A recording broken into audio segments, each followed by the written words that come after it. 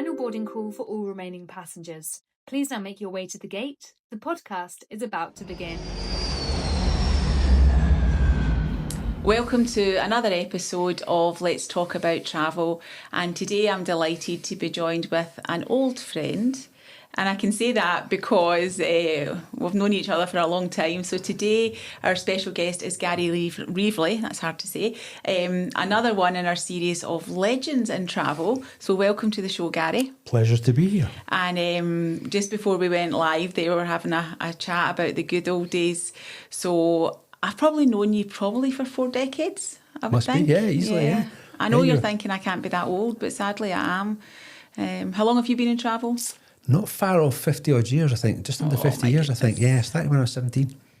And I'm just loving doing these little series of legends because it's really nice to just put it down in a podcast, some of the stories and, you know, things that will go forgotten. Not that I want anything to happen to you in the next... That's good we'll to get hear. Another 30, 40 years out of you for sure. But let's just take it right back to how, for the listeners and viewers, Gary is currently one of the directors of Travel Matters, which is the kind of main Scottish northeast or northern travel magazine publication. So yeah, that's what you're currently doing. But let's just take it right back to 16-year-old Gary. How did you start? In the 1960s, I would think the only person in my school who'd ever been abroad. And my dad knew somebody in Clarkson's Holidays who were a major tour operator back in the day. I don't even know that name. They went bust famously in 1974. So I found myself aged 8 in the 60s going off to Spain on a 2-week holiday. And we took the sleeper train down from Edinburgh down to London, which I thought was an amazing experience. I'm an only child, so I had my mother, my father and my grandmother, and I shared a room with my grandmother. And we took the overnight sleeper down to London and then went to Luton Airport, which was famously different then. The airline was a very famous UK airline called Concorde, who were known for painting their planes in lime green, pink, oranges, an amazing yellow on the old BAC 111, which we called the Pocket Rocket because it's takeoff performance. And I went down to Spain for 2 weeks, 3 hours late going, about 8 hours late coming back, missed the train and spent the night in the waiting room at King's Cross Station to get the first train back to Edinburgh in the morning. How glamorous is the life of travel, But that was me. And then after that, I decided that I wanted to fly and be a pilot. I thought the flying experience was so amazing. So at the age of 15, 16, I was taking flying lessons. I studied aircraft performance, all that sort of stuff. And then when I was 17, I got the chance to go down and did the RAF pilot's test. And I failed the medical on a technicality because I had ear surgery as a child. And Her Majesty's government didn't really fancy the idea of a spinning plane out of control with me thrown up. So that was my career. But a year before, I'd applied to get a job at Edinburgh Airport working for Serviceair, and I got the job. And I left school on a Friday and I started work at Edinburgh Airport in the 70s on a Monday morning. And on the second day, my glamorous job was I was sent out with what we called euphemistically the honey wagon. You can imagine what that did. And I was sitting up the back of a Britannia Airways 737 plane to empty the toilets on the particular plane. So not the most glamorous start to the world. But you've done it all then. So you started literally getting your hands dirty. I started working in I worked in check-in and the airport experience there was totally different to what it is now. At Edinburgh and Glasgow, on a Saturday night, you could park your car outside the terminal building, walk in, go and get a coffee. Nobody would bother you. The police weren't interested. Eventually, they got traffic wardens. And at Edinburgh in those days, the place was still pretty quiet. There wasn't a permanent security. It was subcontracted to Securicall. We had to call them, and the staff came out of the room to actually then do the security. That's how bad it was.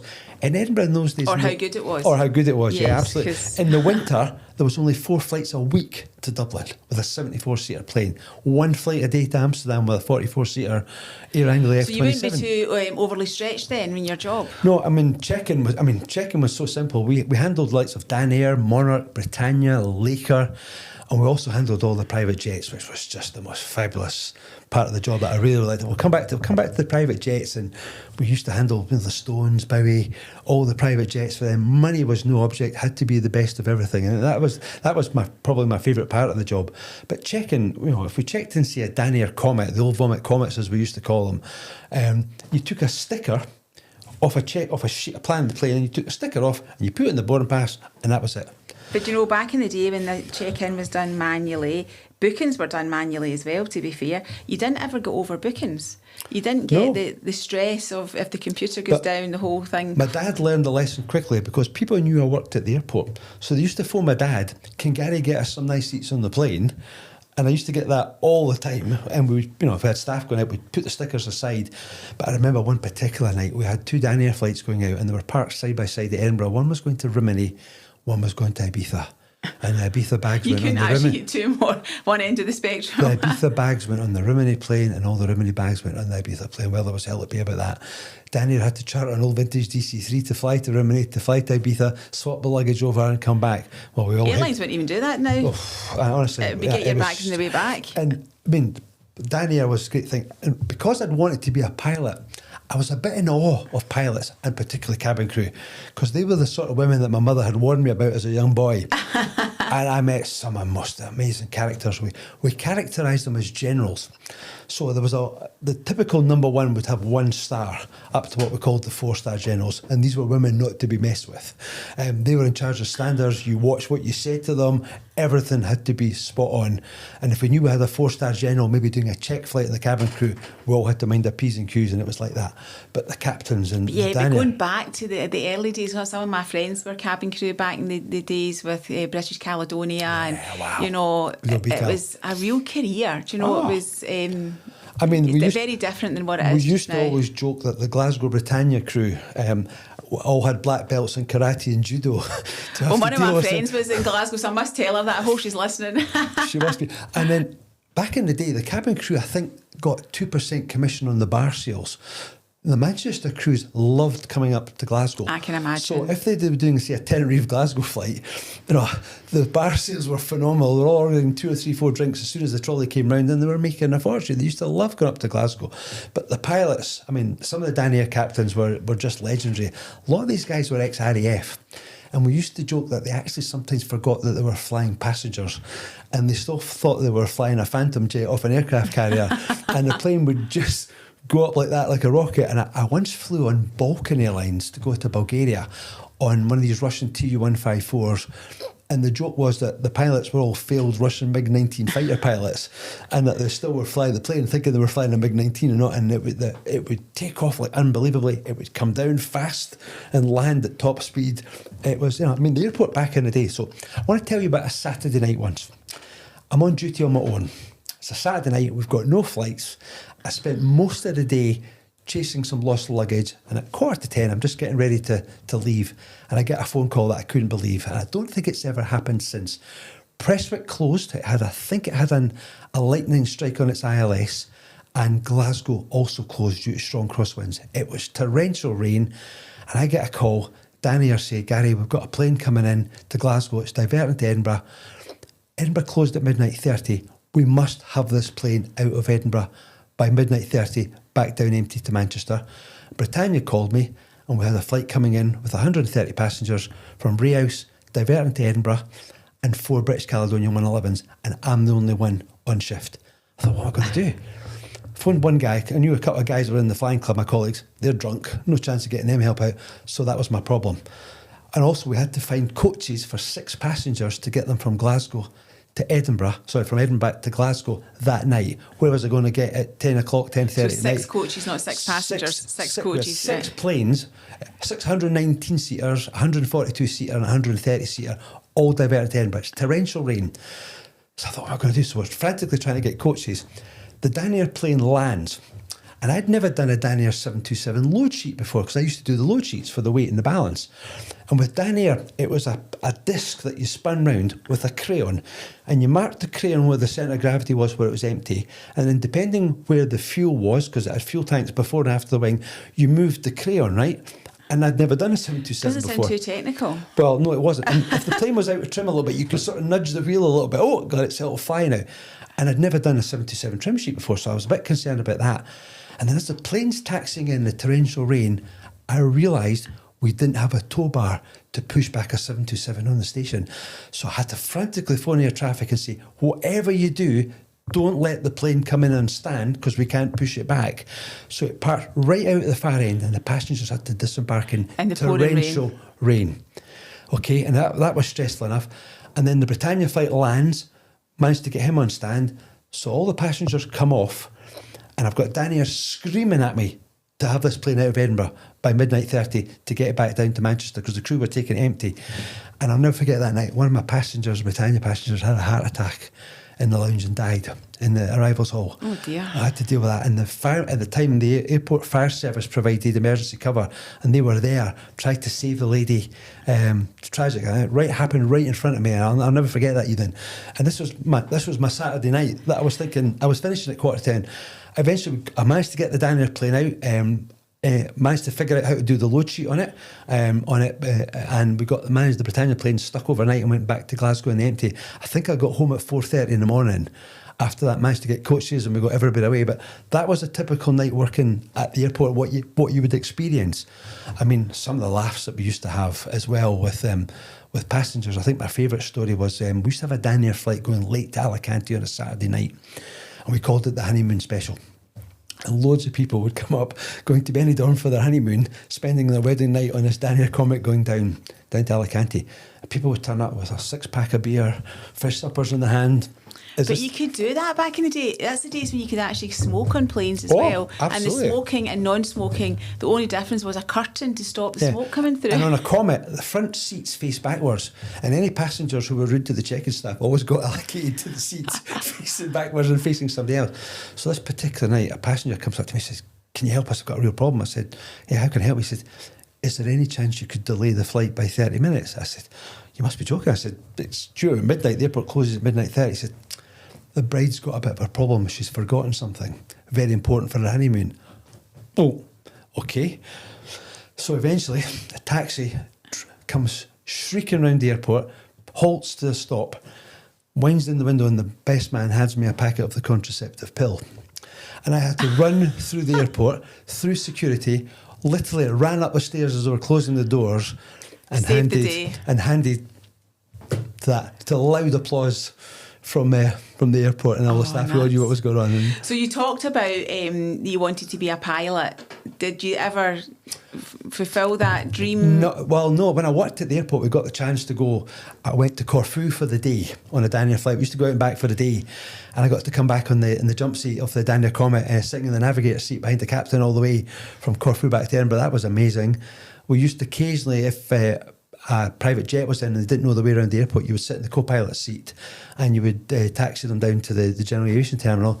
I went on a post office mail flight where they only carried one pilot on an 18-seater, and I flew in the co-pilot seat, got a shot of flying it, and we went Edinburgh, East Midlands, Leeds, Newcastle, Edinburgh, and then I went down to Luton on the plane, back to Glasgow, and I came back in a post office mail van at 4 o'clock in the morning just to say I'd done it and I'd experienced it. So what do you think in your retirement? Do you think you might take up flying lessons and do? Nah, I've been there, done that. Dream? I had the opportunity. So many people knew that I was into planes and flying that when BA announced that Concorde was retiring, I got invited by BA to fly on the last flight on the last day because they reckoned that nobody had sold more seats on Concorde and that I would be the one who would probably most appreciate. Yeah. So I flew in row 1 on Concorde on the last day, supersonic from London to Edinburgh to my hometown.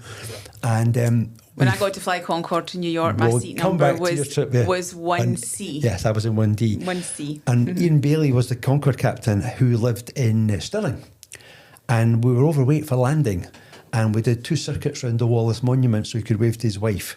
We then flew down the River Forth, over the bridges, and landed into Edinburgh with a massive crowd to see Concorde make its farewell landing.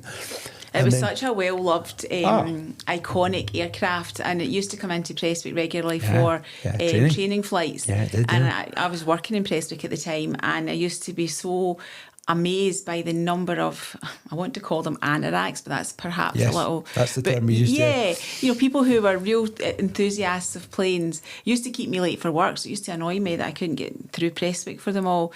But it was a really iconic aircraft. So Concorde was the thing. I mean, and do you think it'll ever come back? I think they've talked about it, but the fuel consumption supersonic is just off the scale, and 9/11 finished it as well, and then the fuel crisis as well, and then obviously the tragic Paris crash of the Air France aircraft.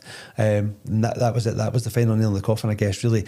But I mean, I had an amazing run in Concorde. I flew in it 10 times. First time ever I flew in it, I went to Washington, And then the aircraft carried on down to Miami, and we went supersonic between Washington and Miami for 10 minutes, which was great. I think the biggest joy for me was on empty legs, where we used to do a flight from Prestwick to New York with Cunard Line Chartering, who are one of the biggest charterers.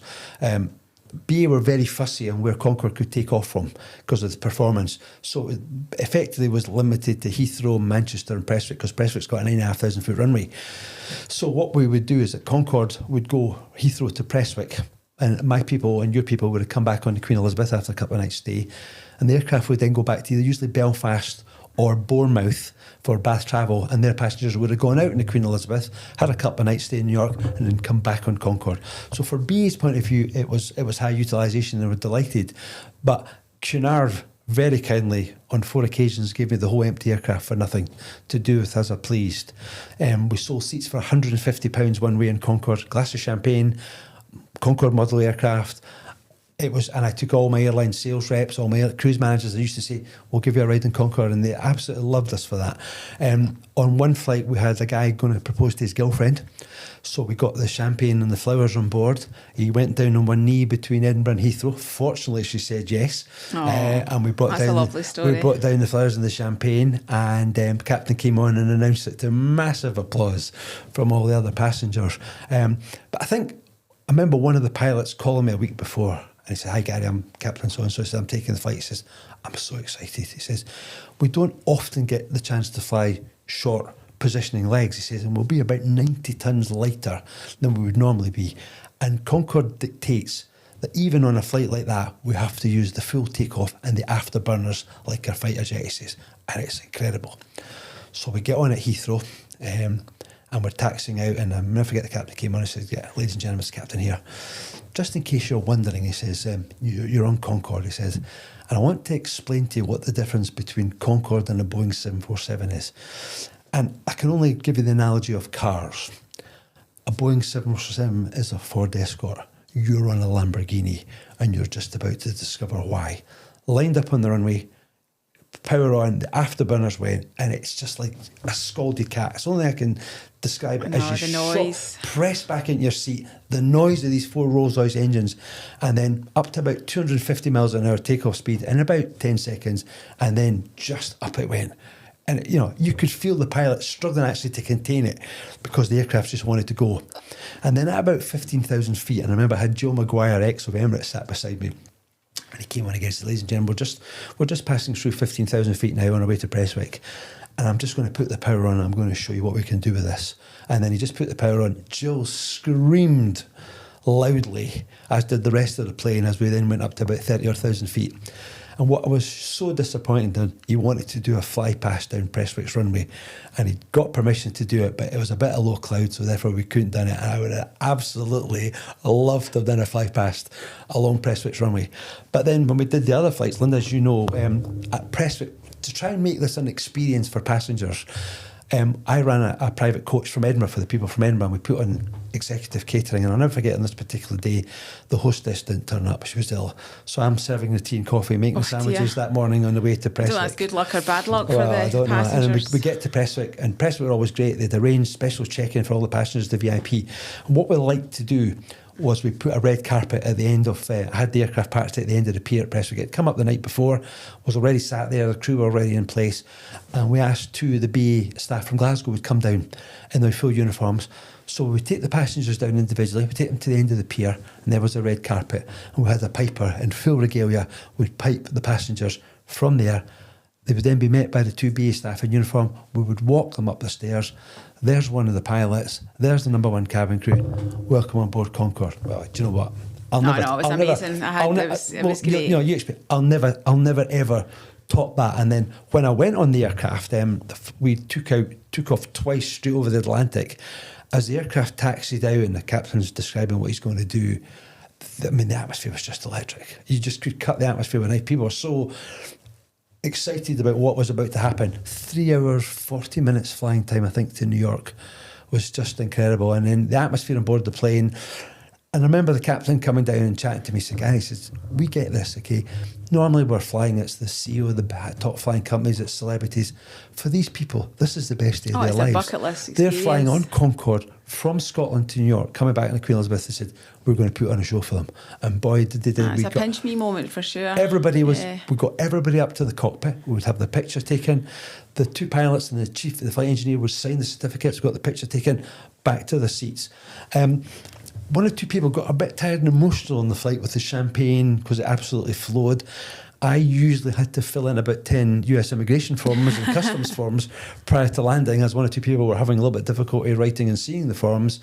And just the atmosphere. I'll never forget when one lady came down and got the captain to sit beside her to get her picture. She stuck her tongue in his ear, kissed him, knocked his fabulous hat with all the scrambled egg, knocked it off. And I thought, wow, how good. And you can see why the crew absolutely loved. Well, a different type of clientele for them as well. Absolutely. So, moving away from aviation, what else did you go on to do? Well, when I did the Concorde trip to Miami, I remember at 48 hours notice, I booked a Royal Caribbean cruise on the old Song of America out of Miami, because my prize was trip on Concorde, 3 nights in the fabulous Sheraton Bal Harbour Hotel, car hire, and I'd never been on a cruise before. So I went 48 hours notice. My then girlfriend at the time, who was a nurse, and we went on Royal Caribbean, and I was completely blown away by the experience.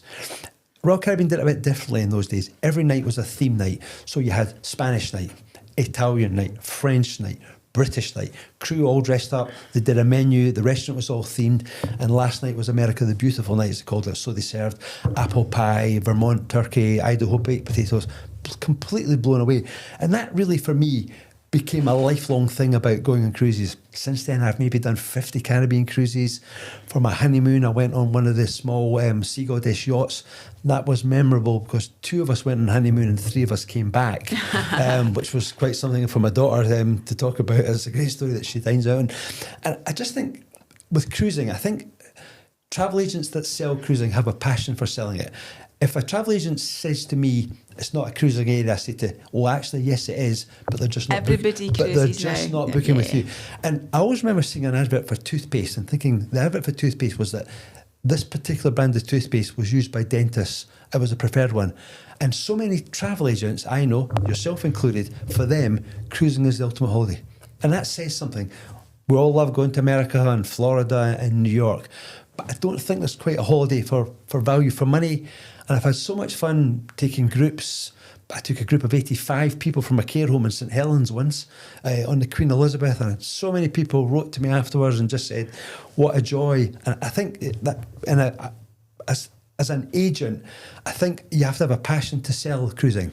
I mean, whether it's the luxury end or whether it's 2-star, whatever. I think it's just choosing the right cruise for the right customer is absolutely key, because there is a cruise for everybody and there's a budget, the right budget. And if you choose the wrong cruise for your customer, then they're not necessarily going to want to do it again. But if you get it right, which is why using a travel agent is so important, then they'll just cruise time and time again. So yeah, and I remember meeting a guy who was the boss of Carnival Cruise Line, the sales team. And I got invited to London with him, and he said, ports sell cruises. And that's a big thing. Some of the places you get to go and get a taste of. Dubrovnik, for example, is a favourite port of mine. I had just seen this recently when we were through in Dundee about port sale cruises. Yeah. And for me, I mean, I was not surprised at you saying that, because I sometimes think, for me, who's done multiple cruises, like I couldn't even remember how many cruises I've done, for me, it's not always about the destination, but I did resonate with what you were saying that day. For a customer, okay, maybe doing the first cruise, the chance to go to Rome, maybe to go and see Florence, to go to Dubrovnik, to sail into and out of Venice, to me is always one of life's great experiences. To sail into and out of New York, I think. Somebody once said that Europe's best cities are best approached by sea, and I wouldn't disagree with that when you think about it.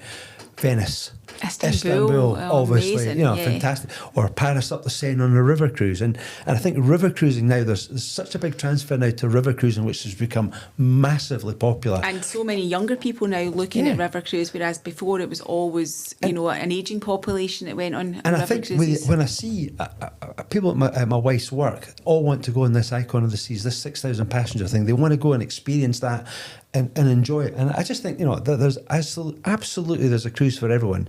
And I think it's how you sell cruising. That always used to have the image of, I'm not old enough to go on a cruise. I'd be bored. I'll be seasick. You hear all these stories as well. You couldn't be bored in the Icon of the Seas. And any cruise ship, really. I mean, the standard, the food, service, the accommodation.